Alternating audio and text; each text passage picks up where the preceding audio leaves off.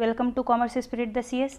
इस वीडियो में हम डिस्कस करने वाले हैं एमकॉम सेकेंड सेमेस्टर के अकाउंटिंग फॉर मैनेजरियल डिसीजन के क्वेश्चंस को। पहले वाले वीडियो में 30 क्वेश्चन हो चुके हैं, इसमें 30 क्वेश्चन होंगे। क्वेश्चन नंबर 31 है आपका, the margin of safety which is the difference between actual sales and break even point can be improved by. सुरक्षा सीमा जो वास्तविक बिक्री तथा संविक्षित बिंदु के अंतर है उसको किस प्रकार सुधारा जा सकता है। तो सुरक्षा सीमा आप जानते होंगे कि जब भी actual sale break even point से ज़्यादा होता है तो कंपनी प्रॉफिट के कंडीशन में रहती है। इनडायरेक्टली हम लोग बोलें तो वो मार्जिन ऑफ सेफ्टी में है। मार्जिन ऑफ सेफ्टी होने का मतलब क्या है कि अगर थोड़ा सा लॉस भी हो जाता है, चाहे विक्रय कम भी हो जाता है, तो कंपनी को लाभ होगा, तभी भी वो पीछे आएगी तो कहाँ तक रहेगी, नो प्रॉफिट नो लॉस के एरिया पर ही रहेगी, उसको हानि नहीं होगी। इसलिए इसको हम लोग बोलते हैं सुरक्षा का सीमा। तो इसको किस प्रकार से इम्प्रूव किया जा सकता है, तो चाहे आप कॉस्ट को कम करिए, चाहे अपने सेल्स वॉल्यूम को इंक्रीज करिए, सुरक्षा सीमा परिवर्तित होता है, चाहे उसको सुधारा जा सकता है। तो ऑल ऑफ द अबव होगा इसका आंसर, ऑप्शन नंबर डी।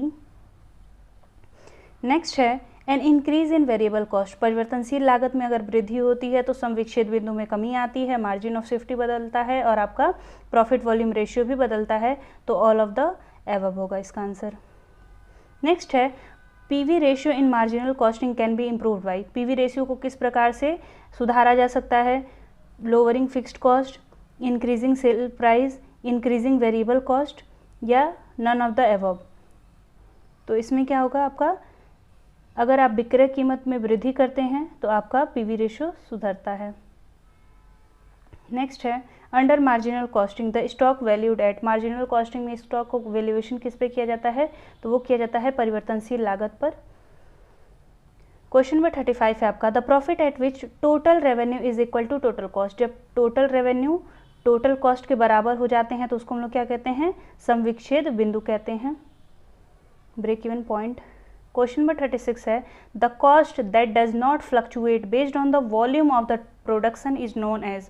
वह लागत जो उत्पादन की मात्रा के साथ बदलती नहीं है उसे हम लोग क्या कहते हैं, उसे हम लोग कहते हैं स्थिर लागत। परिवर्तनशील लागत वो लागत होती है जो उत्पादन के साथ साथ, कुल उत्पादन के साथ साथ परिवर्तनशील रहती है। लेकिन अगर यहीं पर हम लोग एवरेज की बात करें, औसत उत्पादन के साथ क्या होता है, फिक्स कॉस्ट जैसे जैसे प्रोडक्शन बढ़ेगा, औसत की अगर बात करेंगे, पर यूनिट की बात करेंगे तो फिक्स्ड कॉस्ट आपका कम होते रहेगा। वेरिएबल कॉस्ट औसत के साथ क्या रहता है, स्थिर रहता है। नेक्स्ट क्वेश्चन है आपका, how is break even point affected by the fixed cost. स्थिर लागत से ब्रेक इवन बिंदु पर क्या प्रभाव पड़ता है, तो जब आप फिक्स्ड कॉस्ट को डिक्रीज करते हैं ब्रेक इवन पॉइंट भी डिक्रीज हो जाता है। नेक्स्ट है फिक्स्ड कॉस्ट इंक्लूड। स्थिर लागत में क्या क्या सम्मिलित है, संपत्ति कर, किराया, बीमा premium, all of the above. तो ऑल ऑफ द अबव होगा। नेक्स्ट है वेरिएबल कॉस्ट में क्या क्या सम्मिलित है, cost of material, salary and wages, electricity bill. तो इसका आंसर होगा option number A, cost of material. अगर यहीं पर ये लिखा रहता वेजेस एंड सैलरी, श्रम और वेतन लिखा रहता तो हम लोग इसको वेरिएबल कॉस्ट में लिखते, लेकिन यहाँ पे सैलरी एंड वेजेस लिखा हुआ है तो ये आपका किस में आएगा, फिक्स कॉस्ट में आएगा। इलेक्ट्रिसिटी बिल क्या होती है, सेमी वेरिएबल कॉस्ट होती है, तो यहाँ पे इंक्लूड नहीं होगा।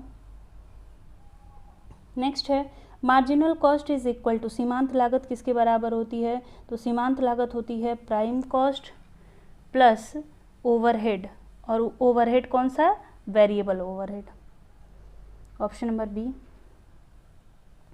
नेक्स्ट है in make or buy decision it is profitable to buy from outside only when supplier's price is below the firm's own. बनाने और ख़रीदने में हम लोग बाहर से तब खरीदेंगे जब आपूर्तिकर्ता की कीमत फर्म के कौन सी लागत से कम हो। तो जब भी परिवर्तनशील लागत से कम होगी तो हम लोग बाहर से खरीदेंगे। जैसे अगर किसी प्रोडक्ट को बनाने में 10 रुपये लग रहा है, वही उसको बाहर से खरीदेंगे तो 8 रुपये लगेगा, तो बाहर से ही खरीदेंगे। और परिवर्तनशील लागत क्या होती है, जो उत्पादन के साथ बढ़ती और घटती रहती है। फिक्स्ड कॉस्ट तो लगना ही है, चाहे आप खरीदिए चाहे आप बनाइए। तो टोटल कॉस्ट में अगर 100 रुपया है, जिसमें से अगर आप ये प्रोडक्ट बनाते हैं तो 10 रुपया और लगेगा, यानी कि 90 रुपया तो फिक्स है, वो लगना ही लगना है। 8 रुपया आपका लगेगा अगर आप बाहर से खरीदते हैं, तो ये टोटल कॉस्ट आपकी 98 हो जाएगी। 100 रुपया लगेगा अगर आप बनाते हैं, तो जाहिर सी बात है आप 98 पे ही वर्क करेंगे। तो इस समय पे जब भी कंपनी की वेरिएबल कॉस्ट कम आती है तो आपूर्तिकर्ता तो आपूर्तिकर्ता से खरीदते नहीं हैं हम लोग, और वहीं पर अगर फिक्स्ड कॉस्ट हमारी ज़्यादा आ रही है, वहीं पर आपूर्तिकर्ता की कीमत कम आ रही है, तो हम लोग बाहर से खरीदते हैं। नेक्स्ट है the budgeting system design to change in relation to level of activity actually attained is known as, यानी कि वास्तव में प्राप्त गतिविधि के स्तर के संबंध में परिवर्तन के लिए डिज़ाइन की गई बजट प्रणाली को किस रूप में देखा जाता है? तो फ्लेक्सिबल बजटिंग होता है, जहाँ पर जैसे जैसे चेंज होंगे, हमारा इन्वायरमेंट जैसे जैसे चेंज होता है, जिस तरीके से स्थितियाँ परिवर्तित होती हैं, उसी हिसाब से बजटिंग का सिस्टम भी चेंज किया जाता है, तो उसको हम लोग बोलते हैं फ्लेक्सिबल। फिक्स्ड बजटिंग में क्या होता है, वो फिक्स रहता है, उसमें कोई परिवर्तन नहीं होता है आसानी से। नेक्स्ट है from the following which one is functional budget, निम्नलिखित में से कौन सा कार्यात्मक बजट है? तो मास्टर बजट क्या होता है? समरी बजट होता है, हर एक बजट का एक समरी तैयार किया जाता है जिसको हम लोग मास्टर बजट बोलते हैं। फिक्स बजट ये नहीं होगा, ये क्या होगा? Sales budget. सेल्स बजट में विक्रय के आधार पर बजट को तैयार किया जाता है। ऑप्शन नंबर सी। नेक्स्ट है आपका under which of the following method of budgeting all activities are re evaluated each time budgeted set. Budget बनाने का कौन सी विधि ऐसी है जिसमें हर बार जब भी बजट बनाया जाता है तो सभी गतिविधियों का पुनर्मूल्यांकन किया जाता है? तो ये होता है zero base budgeting. Zero base budgeting का डेफिनेशन ही यही होता है कि जब आप बजट बना रहे हैं तो किसी को भी बेस मत मानिए, हर एक गतिविधि को क्या करिए, फिर से इवेल्युएट करिए, वो गतिविधि क्या है, नई सिरे से हर एक चीज़ को प्रारंभ करिए। तो ये होता है जीरो बेस बजटिंग, शून्य आधारित बजटिंग हिंदी में कहते हैं। नेक्स्ट है आपका a document that set out the responsibility of the person engaged in the routine and the procedure forms and records required for the budgetary control called. एक ऐसा दस्तावेज जो दिनचर्या में लगे हुए व्यक्तियों की जिम्मेदारी और बजटीय नियंत्रण के लिए आवश्यक प्रक्रियाओं, रूपों और अभिलेखों को निर्धारित करता है, तो उसे हम लोग क्या कहते हैं? उसे हम लोग कहते हैं बजट मैनुअल। वहाँ पर हर एक एक्टिविटी से रिलेटेड उसमें क्या क्या प्रक्रियाएं होंगी, उसका फॉर्मेट क्या होगा, हर एक चीज़ लिखा रहता है आपके बजट मैनुअल में।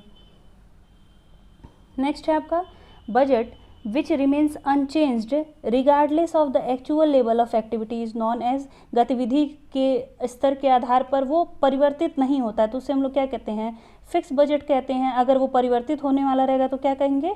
फ्लेक्सिबल बजट बोलेंगे।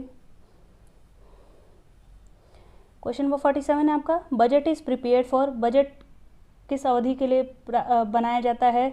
इनडेफिनिट पीरियड, अनिश्चित समय के लिए, निश्चित समय के लिए, एक साल के लिए या 6 महीने के लिए? तो किसी भी निश्चित अवधि के लिए तैयार किया जाता है, डेफिनिट पीरियड।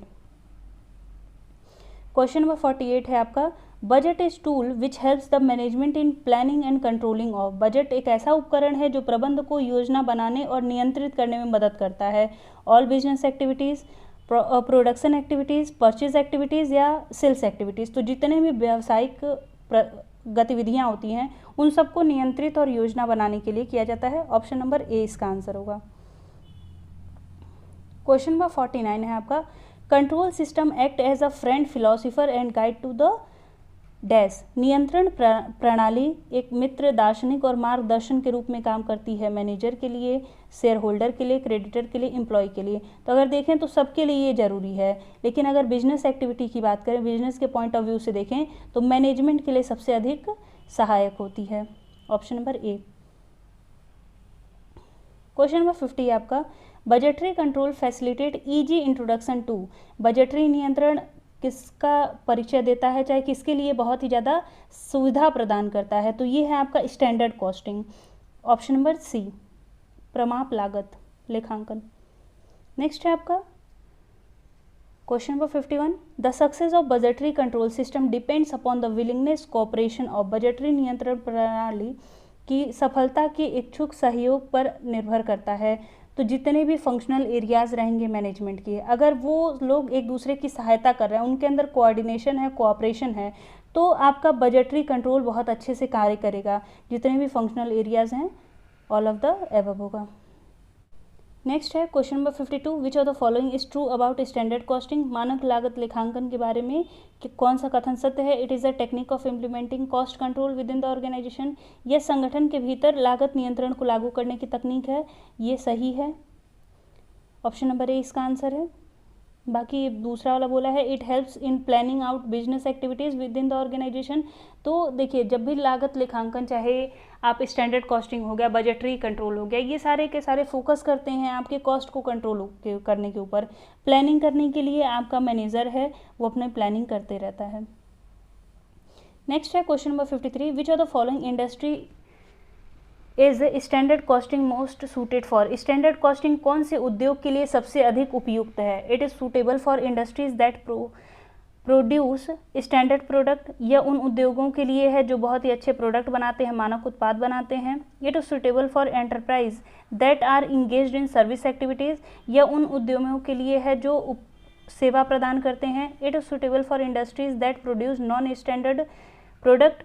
गैर मानक उत्पादों का उत्पादन करने के उद्योगों के लिए उपयुक्त है।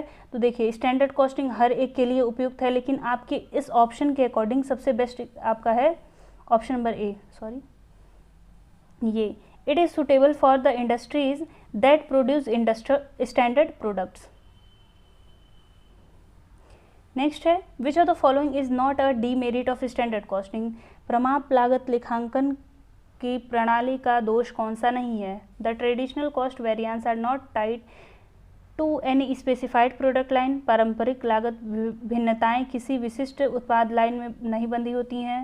दूसरा है standard costing system is much more expensive than other system. It is usually less expensive than normal और actual costing, all of the above. तो इसका आंसर होगा ऑप्शन नंबर सी। यहाँ पर बोला है आपका कि इसका डीमेरिट नहीं है, तो बाकी सारे डीमेरिट हैं, लेकिन ये लेस एक्सपेंसिव है नॉर्मल एक्चुअल कॉस्टिंग से लिए, तो ऑप्शन नंबर सी इसका होगा। नेक्स्ट है which of the following parties are responsible for material price variance. कौन से पक्ष जिम्मेदार होता है भौतिक मूल्य भिन्नता के लिए? तो अगर आप यहाँ पे मटेरियल की बात हो रही है तो मटेरियल खरीदता कौन है? परचेजिंग मैनेजर खरीदता है, तो ऑप्शन नंबर बी होगा, वही रिस्पॉन्सिबल होगा अगर कुछ वेरिएंसेज आते हैं। वेरिएंस मतलब होता है डिफरेंस, हम लोगों ने कुछ सोचा था और एक्चुअल में कुछ और हुआ है, तो उसको हम लोग बोलते हैं वेरिएंस। और मटेरियल प्राइस है तो वो परचेजिंग मैनेजर ही जिम्मेदार होगा उसका। क्वेश्चन नंबर 56 है आपका, which of the following is part of standard costing process within an organisation. निम्नलिखित में से कौन सा एक संगठन के भीतर मानक लागत प्रक्रिया का एक भाग है? Comparison of standard and actual costing process, preparation and uses of standard costing, analysis of variances और ऑल ऑफ द अबव। तो ऑल ऑफ द अबव होगा। सबसे पहले क्या किया जाता है?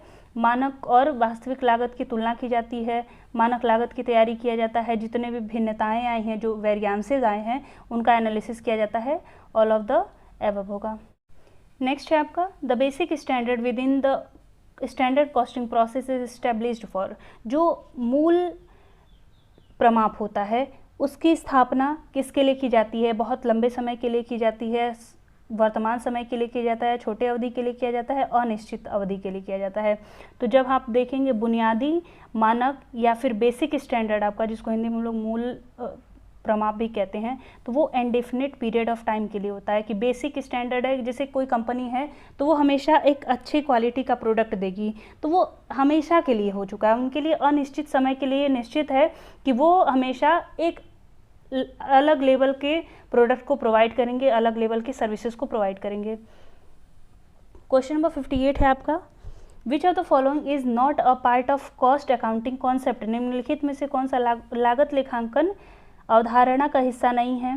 Product costing, profit sharing, controlling और प्लानिंग आपका। तो प्रॉफिट शेयरिंग लागत लेखांकन का पार्ट नहीं होता है।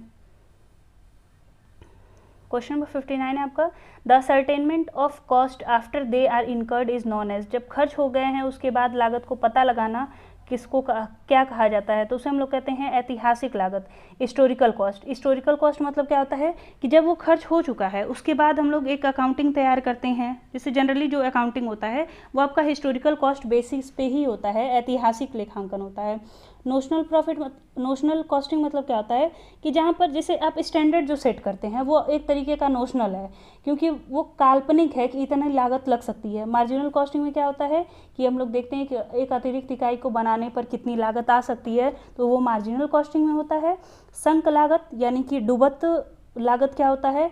ऐसी कोई भी लागत जो डूब चुकी है, जिसको अब रिकवर नहीं किया जा सकता है, उसको हम बोलते हैं संक कॉस्ट। तो ऑप्शन नंबर ए होगा, जहाँ पर कॉस्ट खर्च होने के बाद हम लोग उसका लेखांकन कर रहे हैं, तो ऐतिहासिक लेखांकन। आज का लास्ट क्वेश्चन आपका, which are the following is true meaning of time keeping. निम्नलिखित में से कौन सा टाइम कीपिंग का सही अर्थ है। The time spend by a worker in factory, एक मजदूर द्वारा कारखाने में बिताया गया समय। The time spend by a worker without work, कार्यकर्ता द्वारा बिना काम के बिताया गया समय। The time spend by a worker of their job, तो ये होगा ऑप्शन नंबर ए आपका करेक्ट, कि कोई भी मजदूर द्वारा जो कारखाने में बिताया गया समय होता है उसको हम लोग बोलते हैं टाइम कीपिंग। आई होप आपको सारे क्वेश्चन समझ में आए हों। कुछ क्वेश्चन ऐसे होंगे जो इसे आपका न्यूमेरिकल भी पूछ सकता है, क्योंकि आपका पीवी रेशियो उसमें है, स्टैंडर्ड कॉस्टिंग हो गया, कुछ छोटे छोटे फॉर्मूले होते हैं वो आप तैयार कर लीजिएगा। नेक्स्ट वीडियो में मैं कोशिश करूँगी कि 2-4-10 आपके न्यूमेरिकल एस्पेक्ट से भी रिलेटेड क्वेश्चन रहें, जो अगर मैं समझा दूंगी बस कि कैसे हो सकता है, अमाउंट के चेंजेस के साथ साथ वो क्वेश्चंस आपके आ सकते हैं, तो ध्यान से उसको भी पढ़ लीजिएगा। बाकी अगर इस 30 क्वेश्चन और पिछले वीडियो के 30 क्वेश्चन में कोई डाउट होगा तो पूछ लीजिएगा। मिलते हैं नेक्स्ट वीडियो में, धन्यवाद।